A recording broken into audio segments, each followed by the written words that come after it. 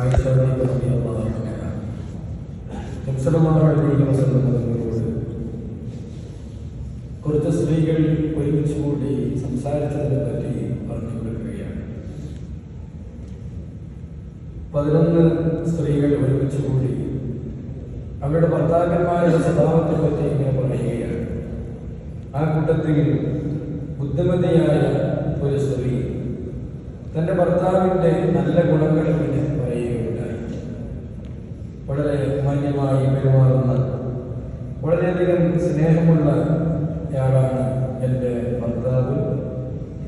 എനിക്ക് വേണ്ടി ഒരുപാട് സമ്പത്ത് ചെലവഴിക്കുന്നു, വളരെ നല്ല സ്നേഹം എനിക്ക് നൽകുന്നു.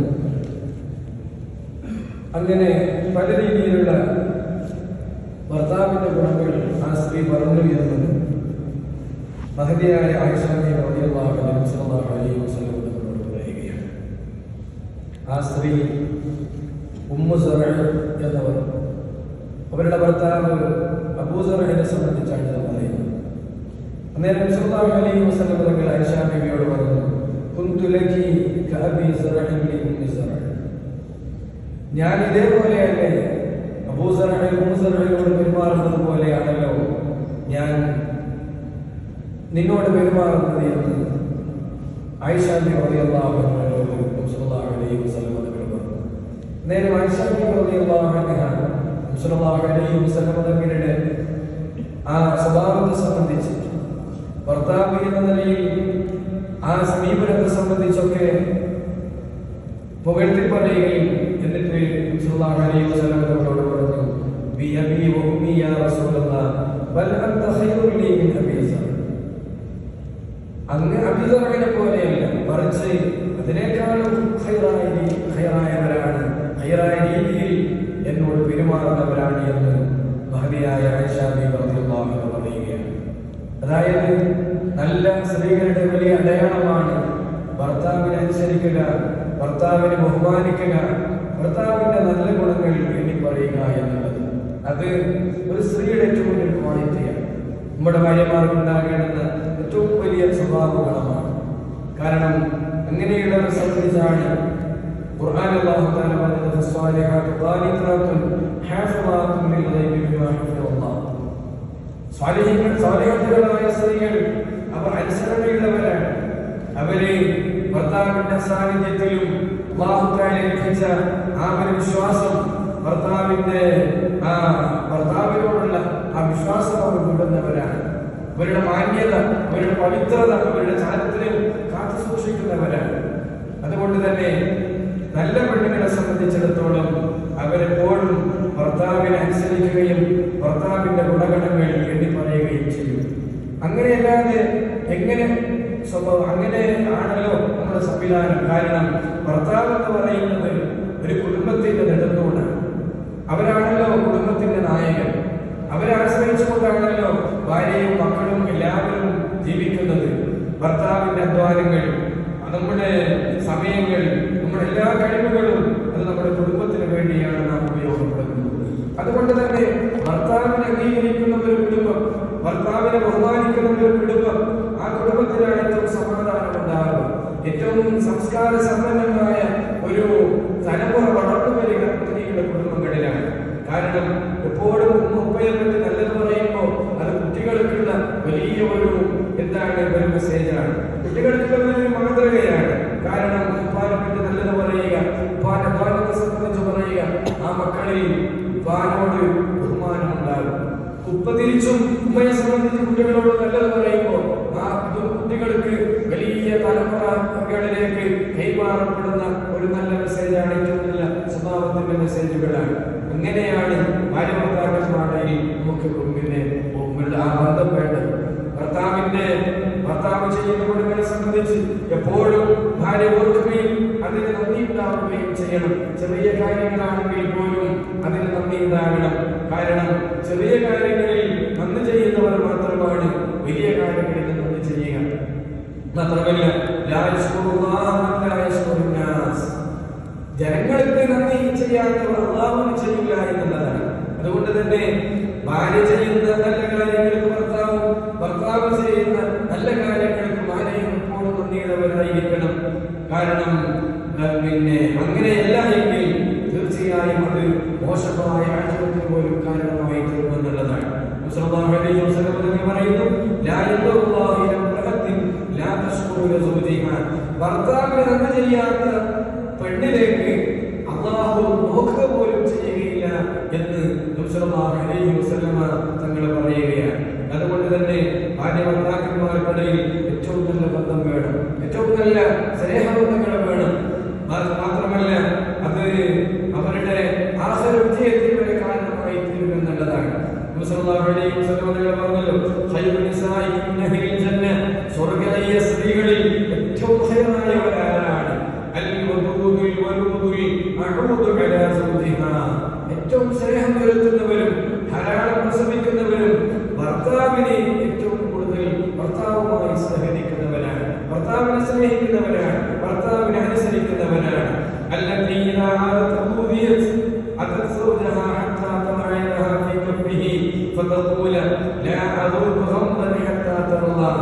ഈ പെണ്ണുങ്ങൾക്ക് ഈ ഭാര്യകൾക്ക് പ്രയാസമുണ്ടായാൽ ഭർത്താവിന്റെ അടുത്ത് വന്നുകൊണ്ട് ഭർത്താവിന്റെ കൈയുടെ മേലെ കൈവച്ചുകൊണ്ട് ഭർത്താവിനോട് പറയുന്നതാണ്, നീ എന്നെ പറ്റി പരിപൂർണമായി തൃപ്തിയുള്ളവരാണ് എന്ന് താങ്കൾ പറയുന്നത് വരെ ഞാൻ ഓർക്കുകയില്ല എന്ന് പറയുന്നവരാണ് നല്ല ഭാര്യ. അതായത് ഭർത്താവിന് ഒരു നിലക്കും വിഷമിപ്പിക്കൂല.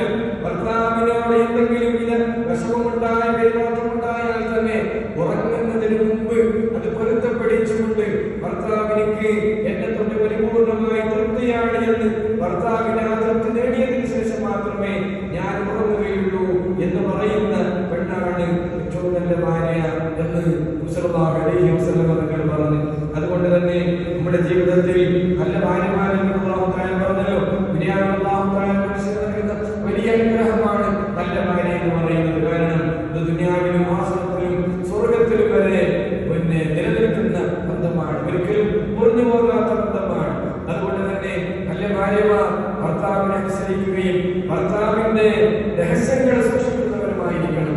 ചില പെണ്ണുങ്ങൾക്ക് ഇങ്ങനെ ഒരുമിച്ചുകൂടി ഭർത്താക്കന്മാരുടെ അയവുകൾ ഇങ്ങനെ പറഞ്ഞിരിക്കും, അത് വളരെ മോശപ്പെട്ട ഒരു സ്വഭാവമാണ്. പ്രത്യേകിച്ച് പറയുന്നു, ഒരു ഭാര്യ അവരുടെ കുടുംബങ്ങളുടെ ഭാര്യയുടെ കുടുംബാംഗങ്ങൾക്കിടയിൽ ഭർത്താവിനെ സംബന്ധിച്ച് എപ്പോഴും നല്ലത് പറയണം. അത് തന്റെ ഭർത്താവിനെ സംബന്ധിച്ച് തന്റെ വീട്ടുകാരോട് പൊക്കി പറയുക അല്ലാതെ നല്ല ഗുണങ്ങൾ എടുത്ത് പറയുക, അയ്യവിനെ മാത്രം കുറവുകളെ മാത്രം ഹൈലൈറ്റ് ചെയ്തുകൊണ്ട് മറ്റുള്ളവരോട് പറഞ്ഞ് തന്റെ കുടുംബക്കാരോട് പറഞ്ഞ് ഭർത്താവിനെ മോശമാക്കുന്ന ഒരു സ്വഭാവം ഉണ്ടാകാൻ പാടില്ല. മാത്രമല്ല ഭർത്താവിന്റെ എല്ലാ രഹസ്യങ്ങളും അറിയുന്ന ഭാര്യ ആ കഴിവുകളെയൊക്കെ മറച്ചു വെക്കുകയും ഭർത്താവിന്റെ നല്ല ഗുണങ്ങളെ എടുത്തു പറയുകയും ഭർത്താവിന്റെ ചില ഗുണങ്ങളുണ്ടല്ലോ ഭർത്താവിന്റെ വീക്ക്നെസ് മനസ്സിലാക്കി അതിൽ കയറി പിടിച്ച് തന്റെ കാര്യങ്ങളൊക്കെ നേടിയെടുക്കാൻ ഒരിക്കലും ഒരു മുതലെടുപ്പ് പാടില്ല ഭാര്യ എന്ന നിലയിൽ. മറിച്ച് ഭർത്താവിന്റെ എല്ലാ ഗുണങ്ങളും അതേപോലെ ഭർത്താവിന്റെ കുറവുകളൊക്കെ മനസ്സിലാക്കി ഏറ്റവും നല്ല രീതിയിൽ ഭർത്താവുമായി സഹകരിക്കണം. അവന്റെ സാമ്പത്തികമായ അവസ്ഥ, അവന്റെ ജീവിത സാഹചര്യങ്ങൾ ഇതൊക്കെ മനസ്സിലാക്കണം. ഒരിക്കലും മറ്റുള്ളവരെ ഭർത്താക്കന്മാരെ നോക്കി ഓളെ ഭർത്താവ് അങ്ങനെയാണ്, ഇവരുടെ ഭർത്താവ് ഇങ്ങനെയാണ് എന്ന് പറഞ്ഞ് മറ്റുള്ളവരുടെ ഗുണങ്ങൾ ഒരിക്കലും സ്വന്തം ഭർത്താവിനോട് പറയാൻ പാടില്ല. മറിച്ച് സ്വന്തം ഭർത്താവിന്റെ ഗുണങ്ങൾ പറയുക ഏതൊരു മനുഷ്യനും ഏറ്റവും ഇഷ്ടപ്പെടുന്ന ഒരു കാര്യമാണ് തന്നെ സംബന്ധിച്ച് പറയുക എന്നുള്ളത്.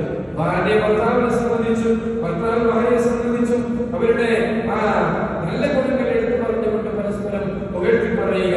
അതേപോലെ സാമ്പത്തികമായി പ്രയാസങ്ങൾ വരുമ്പോൾ ഭർത്താവുമായി ഏറ്റവും നല്ല സഹകരിക്കുന്നവർ അതെപ്പോഴും ഏത് കാര്യത്തിലും നമുക്കുണ്ടാകേണ്ടുന്ന ഒരു പൊതുവായ ഒരു സമീപനമാണ്. നൽകിയ ഗുണങ്ങൾ ഓർക്കുകയും നഷ്ടപ്പെട്ടതിനെ സംബന്ധിച്ച് നമ്മൾ വളരെ ഹിക്മത്തോടുകൂടി മനസ്സിലാക്കുകയും ചെയ്യുക.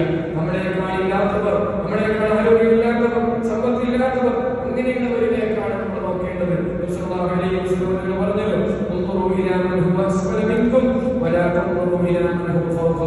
എപ്പോഴും നമ്മൾ ഒരു കാര്യം വിലയിരുത്തുമ്പോൾ നമ്മേക്കാൾ താഴെയുള്ളവരിലേക്കാണ് നമ്മൾ നോക്കേണ്ടത്. നമുക്കെന്താ ഇത്ര പണമില്ലാത്തത്, നമുക്കെന്താ കാറില്ലാത്തത്, നമുക്കെന്താ പത്രാസില്ലാത്തത് എന്നല്ല നോക്കേണ്ടത്.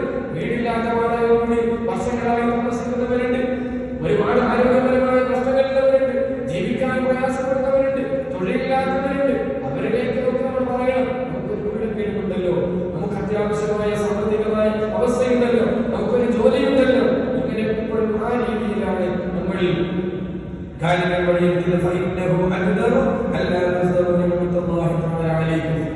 വിലയിരുത്തുമ്പോഴാണ് അല്ലാഹു ചെയ്ത നിഅമത്തിനെ സംബന്ധിച്ച് നമുക്ക് മനസ്സിലാക്കാൻ സാധിക്കുക. അതേപോലെ നല്ല രീതിയിൽ പെരുമാറുക എന്നത് ഏറ്റവും വലിയ മാനസികമായ ഗുണങ്ങളാണ്. ഈ ഖുതുബയിൽ പറയുന്നു, ഒരു ദിവസം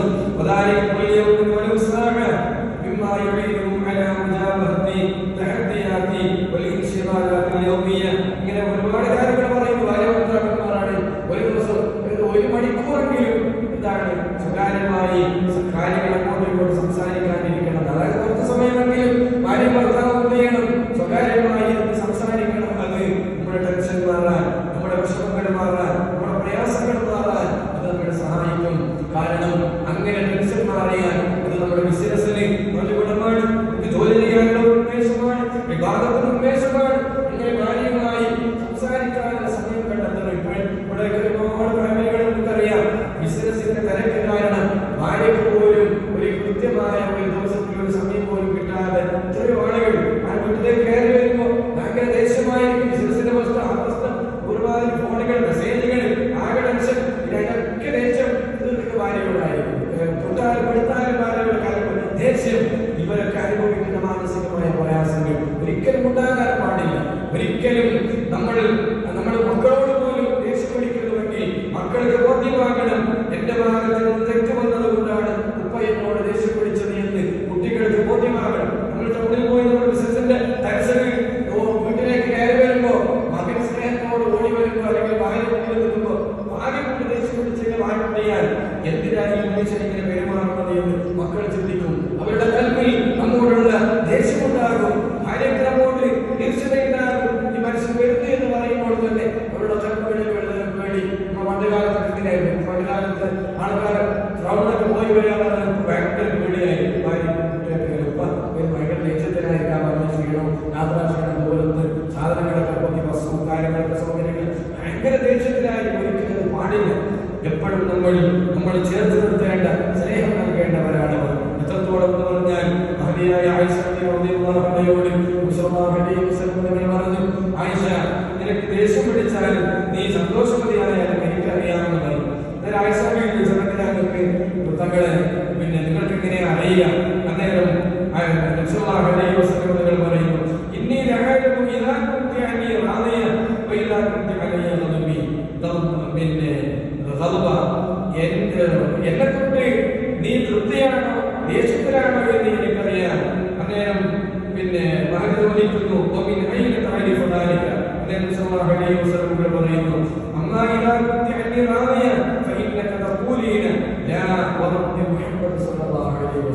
എന്നെ തൊട്ട് പരിപൂർണ്ണ തൃപ്തിയാണെങ്കിൽ സംസാരത്തിനിടയിൽ പറയും മുഹമ്മദിന്റെ റബ്ബിനെ തന്നെ സത്യം എന്ന് സല്ലല്ലാഹു അലൈഹി വസല്ലം തങ്ങളുടെ പേര് പറഞ്ഞുകൊണ്ട് ആയിഷ ബീവി പറയും. എന്നാൽ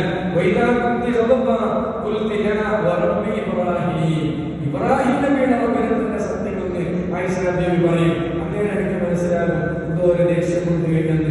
അന്നേരം ആയിഷ ബീവി പറയുന്നു, അത് അങ്ങനെ തന്നെയാണ്. പക്ഷേ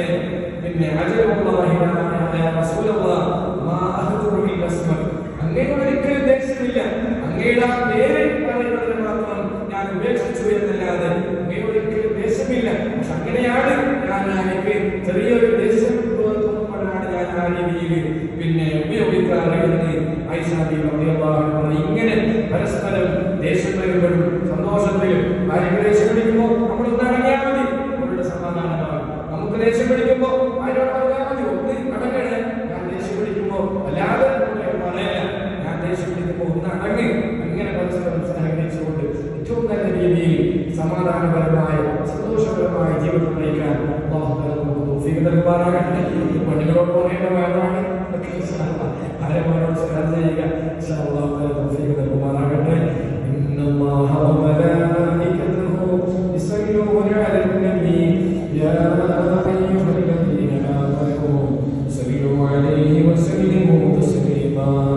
اللهم صل على سيدنا محمد وعلى آل سيدنا محمد وبارك وسلم عليه. اللهم صل على سيدنا محمد وعلى آل سيدنا محمد وبارك وسلم عليه.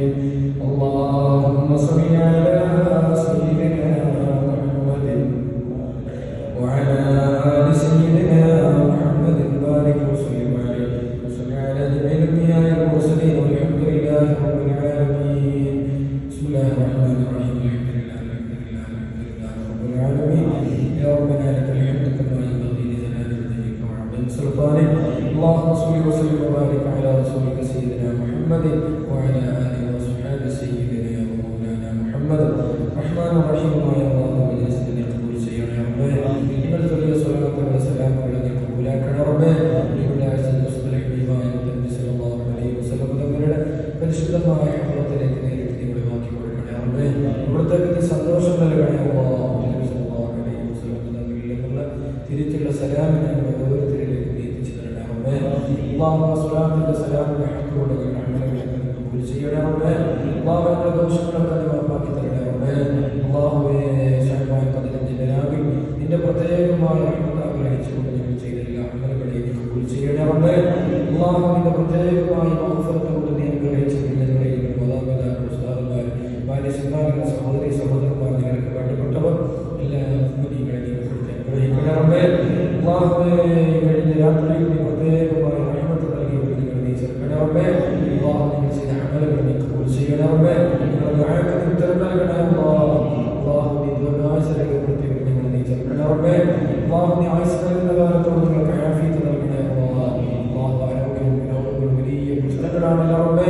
ഞങ്ങളുടെ മാതാപിതാക്കൾ ഭാര്യ സന്താനങ്ങളുടെയും ശരീരത്തിൽ ചെറുതുമായ രോഗങ്ങൾക്ക് അല്ലാഹു നീ ശിഫ നൽകണേ റബ്ബേ. മാരകമായ രോഗങ്ങൾ തൊട്ട് നീ കാക്കണേ റബ്ബേ. മരണഫലം പരിപൂർണ്ണമായ ആഫിയത്ത് നൽകണേ അല്ലാഹ്. അല്ലാഹു മാരകമായ രോഗങ്ങൾ തൊട്ട് ഞങ്ങളെയും കുടുംബങ്ങളെ നീ കാക്കണേ റബ്ബേ. അല്ലാഹു നീ ആയുസ്സ് നൽകുന്ന കാലത്തോട് പരിപൂർണ്ണ ആഫിയത്ത് നീ പ്രദാനം ചെയ്യണേ റബ്ബേ. അല്ലാഹു നീ സുഖം വിശാലമാക്കി ഞങ്ങളെ നീ ചേർക്കണേ റബ്ബേ. കാലഘട്ടത്തിൽ തൊട്ട് നീ കാക്കണേ അല്ലാഹ്. കാലഘട്ടത്തിൽ നീ കാക്കണേ റബ്ബേ. സാമ്പത്തിക പ്രയാസങ്ങൾ ഞങ്ങൾക്ക് സലാമത്തിലാക്കണേ അല്ലാഹ്. അല്ലാഹു നീ വിശാലമായി രേഖപ്പെടുത്തി ഞങ്ങൾ നീ ചേർക്കണേ റബ്ബേ. അല്ലാഹു ഞങ്ങളെ ആത്മഹത്യനാക്കണേ അല്ലാഹ്. ഈമാൻ സലാമത്തിലാക്കണേ അല്ലാഹ്. ഈമാൻ സലാമത്തിലാക്കണേ റബ്ബേ. ഞങ്ങളുടെ ജോലികളിൽ കച്ചവടങ്ങളിൽ നീ ബർക്കത്ത് നൽകണേ റബ്ബേ. ജോലിയില്ലാത്തവർക്ക് ജോലി നൽകണേ റബ്ബേ. അല്ലാഹു ഞങ്ങളുടെ ഓരോരുത്തരുടെയും ചെയ്ത ഉദ്ദേശങ്ങൾ നിറവേറ്റി തരണേ റബ്ബേ. എല്ലാ പ്രയാസങ്ങളും നീ പരിഹരിക്കണേ റബ്ബേ. ഞങ്ങളുടെ കുടുംബജീവിതത്തിൽ നീ ബർക്കത്ത് നൽകണേ റബ്ബേ. കുടുംബം നൽകണേ അല്ലാഹ്. ഭാര്യമാരുമായി മക്കളുമായി ഏറ്റവും നല്ല രീതിയിൽ പെരുമാറുന്ന സംസ്കാരങ്ങളായി ഞങ്ങൾ നൽകി തരണേ റബ്ബേ. ആ രീതിയിൽ അവരെയും അല്ലാഹുവിന്റെ സ്വഭാവത്തിന് ഹരിതരാക്കണേ റബ്ബേ. മക്കളുടെ സ്വാധീനങ്ങളാക്കണേ അല്ലാഹ്. നൽകണേ റബ്ബേ. അല്ലാഹു ദീനിന്റെ സ്വാധീനങ്ങളാക്കണേ അല്ലാഹ്. സ്വഭാവങ്ങളാക്കണേ അല്ലാഹ്. വെടികളുടെ ഫിത്നയെ തൊട്ട് നീ ഇവരെ കാക്കണേ റബ്ബേ. അല്ലാഹു ഞങ്ങൾക്ക് മരണപ്പെട്ടവരെല്ലാവർക്കും പുറത്തു കൊടുക്കണേ റബ്ബേ. ഉസ്താദുമാരും എല്ലാവരുടെയും കബറുകളിലേക്ക് മജ്‌ലിസിന്റെ സ്വലാത്തിന്റെ സലാമിന്റെ ഇസ്ര സലാമിനെ എത്തിച്ചു കൊടുക്കണേ റബ്ബേ. അല്ലാഹുവോട് അനുസരിച്ച് നോക്കിനെ നീ സ്വീകരിക്കണേ അല്ലാഹ്. അല്ലാഹുവേ പൂർണ്ണ ഈമാനോടെ ആഫിയത്തോടെ റമദാനിനെ സ്വീകരിക്കാൻ അമൽ ചെയ്യാൻ തൗഫീഖ് നൽകണേ റബ്ബേ. അല്ലാഹുവേ ആഖിറത്ത് നന്നാക്കണേ റബ്ബേ. ഈമാൻ സലാമത്തിലാക്കണേ റബ്ബേ. അല്ലാഹു ഗ്ഫിർ ലിൽ മുഅ്മിനീന വൽ മുഅ്മിനാത്ത് വൽ മുസ്ലിമീന വൽ മുസ്ലിമാത്ത് വൽ അഹ്യാഇ മിൻഹും വൽ അംവാത്. ربنا آتنا في الدنيا حسنة وفي الآخرة حسنة وقنا عذاب النار. آمين برحمتك يا أرحم الراحمين. بفضلك صلى الله على محمد صلى الله عليه وسلم. صلى الله على محمد صلى الله عليه وسلم. اللهم صل